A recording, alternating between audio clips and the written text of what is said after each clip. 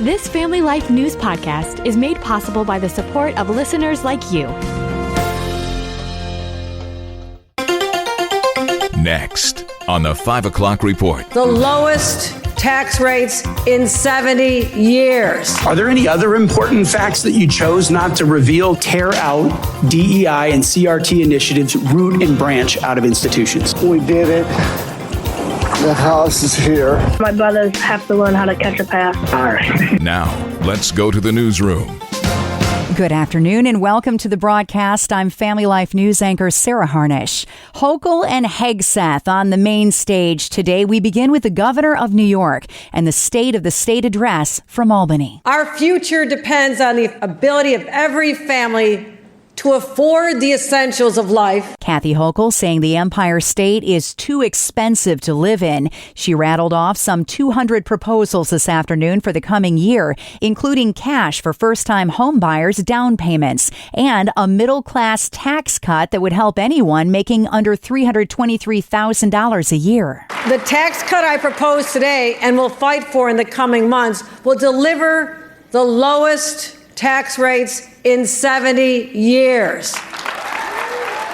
Republicans argue Democrat policies, though, are what caused the affordability crisis in the first place. Senate Minority Leader Rob Ort. The policies that one-party Democrat rule in New York are setting New York on the wrong path, and New Yorkers know it. We'll have more on the state of the state in a few minutes. To the south, Pete Hegseth's confirmation hearing is over. If approved, he will be the next Secretary of Defense. He was taking it on the chin from the Senate Armed Services Committee, Democrat Tim Kaine. Are there any other important facts that you chose not to reveal to the president-elect and his team as they were considering you to be Secretary of Defense? Democrat Mark Kelly addressed Hegseth's prior drinking problem. Have you overcome personal issues, or are you the target of a smear campaign? It can't be both. You're not being honest with us or the American people because you know the truth would disqualify you from getting the job. Support was right down party lines. Committee Chairman Roger Wicker. Mr. Hegseth, it seems to me that you've supervised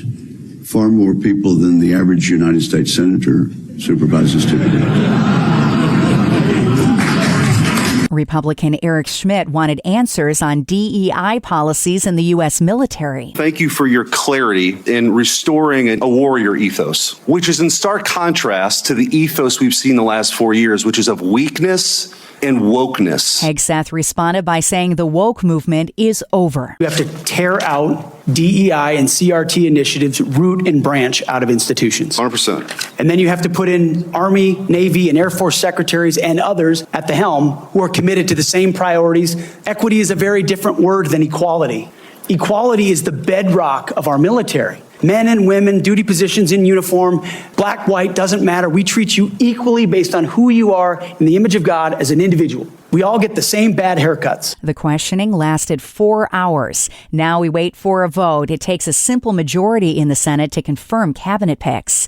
The next 24 hours are critical in Southern California. Winds are clocked at 61 miles an hour right now in Palisades, where the wildfires are still burning out of control. The worst winds are predicted today for the late afternoon and into Wednesday. Some gusts could hit hurricane strength tonight. There is a story of heroism, though, in the chaos. Apparently, a doctor was playing firefighter successfully. Brain surgeon Dr. Chester Griffiths heroically saved 5 of his neighbors' homes and his own home in Malibu with equipment from his garage. Each wildfire that happened, we would pull out the equipment, we would practice and get prepared. So that really helped us jump into immediate action. The 62-year-old had just finished performing brain surgery when he dashed into his car and drove across Los Angeles to his beachfront home. His wife and son had evacuated, but he found 2 neighbors that would not leave. Griffiths says he could not leave them alone. The 3 joined forces. They were previously certified by the Los Angeles Fire Department to serve as resident first responders, but not for a fire like this. Los Angeles Mayor Karen Bass. Firefighters who've been on the job for 25, 30 years, that in their entire careers, they have never seen destruction like this.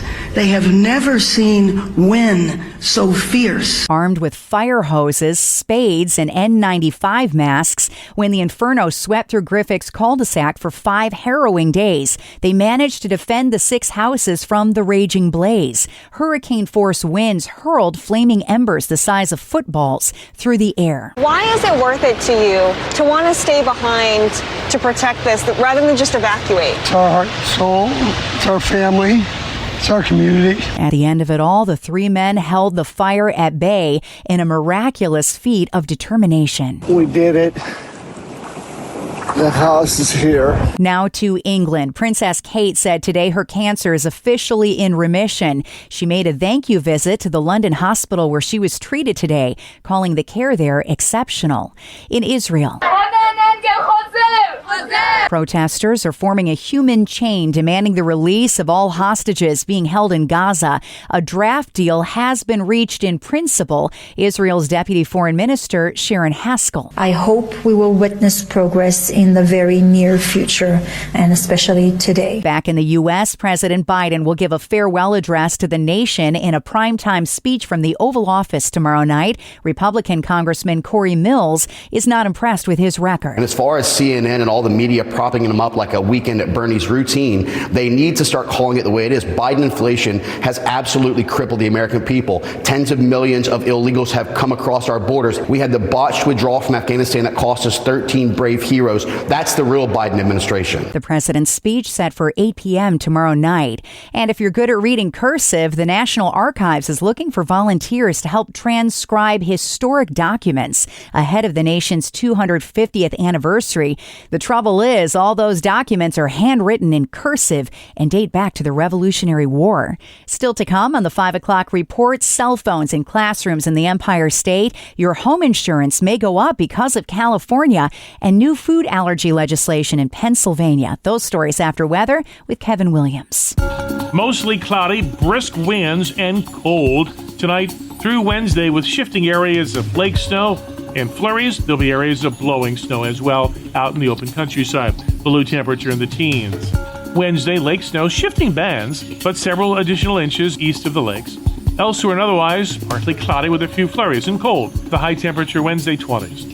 Thursday's cold with some light snow or flurries developing and a high temperature in the 20s. Thank you, Kevin. Checking the stories making news where you live across New York and Pennsylvania. Back to our lead story, the state of New York, front and center today with Kathy Hochul's yearly address. She says she wants cell phones out of classrooms, but for it to be successful, kids and teens need distractions that are better than the screen. But to truly free our kids from social media, we must give them safe places to simply be kids. We'll build new playgrounds. We'll create hundreds of new opportunities for kids to join music and drama clubs, join youth volunteer organizations, sports teams. Hochul unveiled a whirlwind 200-item list she hopes to accomplish before 2025 wraps up.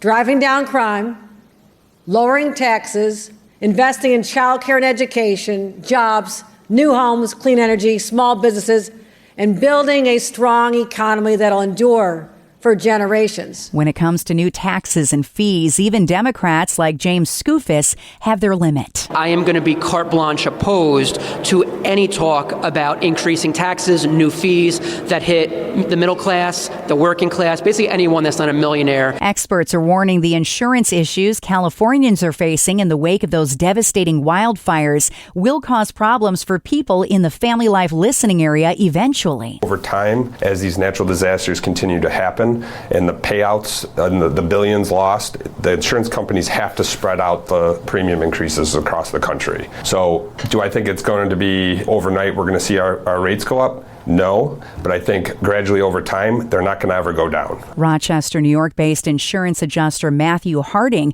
predicts homeowners in the Family Life listening area will see a 10% increase in their insurance rates as a result of those wildfires.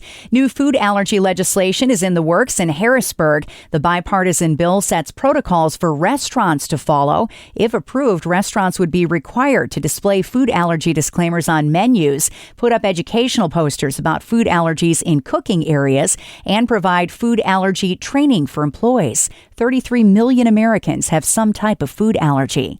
And a Pennsylvania family has released a new video, a music and teaching series to offer wholesome YouTube content for toddlers. Sandy Lenahan from Shamokin created We Steps with God to help children sing and learn scripture. Family Life's Bob Price has the story. What was the inspiration behind these videos? Well, a year and a half ago, we were visiting our daughter and family, and we were amazed at our 1-year-old how engaged he was with a YouTube program with live music and teaching, and he was interacting with it. And I thought, wouldn't it be wonderful to have something like this that would point people and teach people about the truth found in God's Word? We steps, we walk along, we learn and grow. Do you incorporate any of the family to help you make these? We do have our grandchildren. I think all of our grandchildren at some place in them, just in little parts here or there. Check out the YouTube series We Steps with God, and you can find this entire interview on our Hometown Heroes podcast. Listen, download, or share it on YouTube, Spotify, Apple Podcasts, or at familylife.org.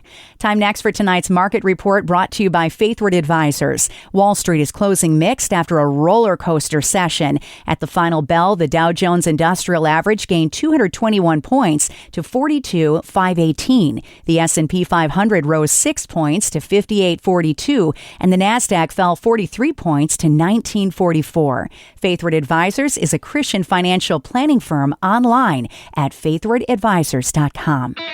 Frugality can be a good thing or not so good.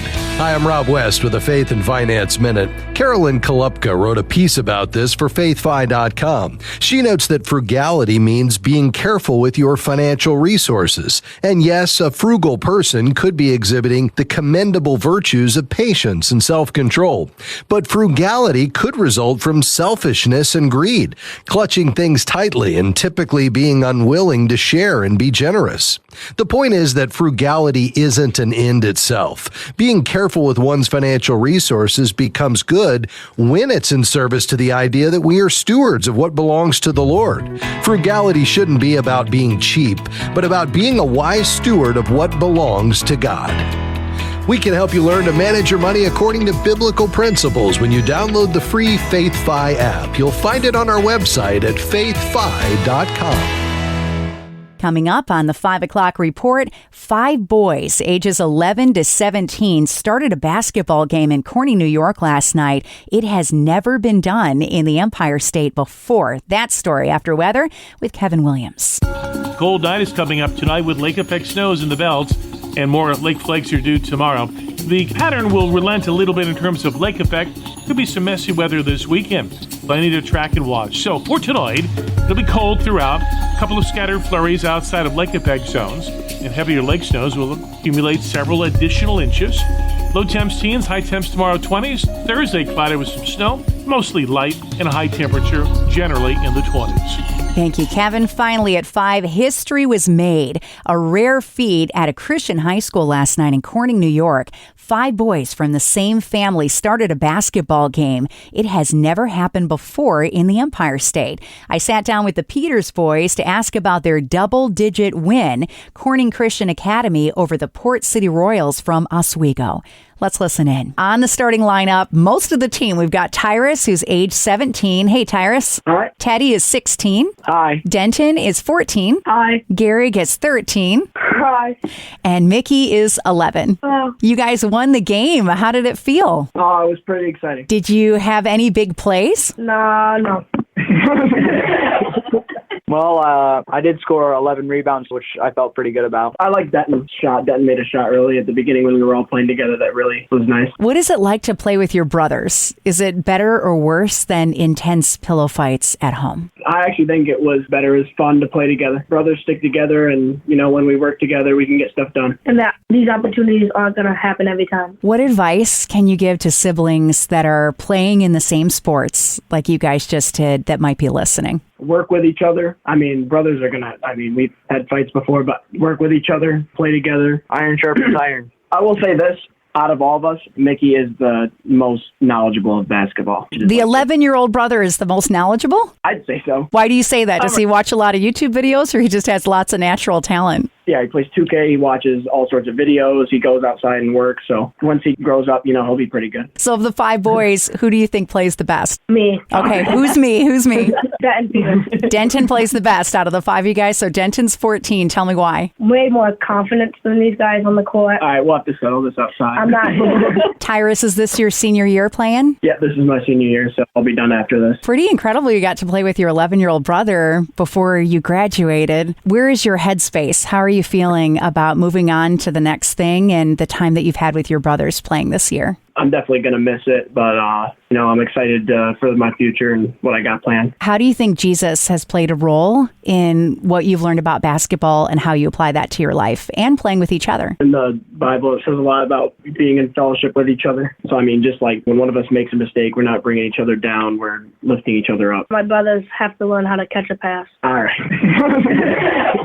5 Peters boys starting at the same time. 1 basketball court, a history-making game, and Jesus at the center of the score in Corning, New York. And that's the world that we live in for Tuesday, the 14th of January.